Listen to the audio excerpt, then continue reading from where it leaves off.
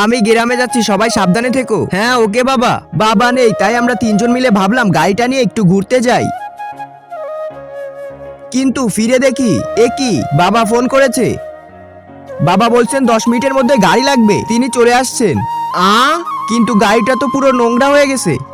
আরে এখন কি করা যায়? আইডিয়া, তোরা কোনোভাবে বাবাকে ব্যস্ত রাখ, আমি এই 2-in-1 ভ্যাকুয়াম ব্লোয়ার ব্যবহার করছি।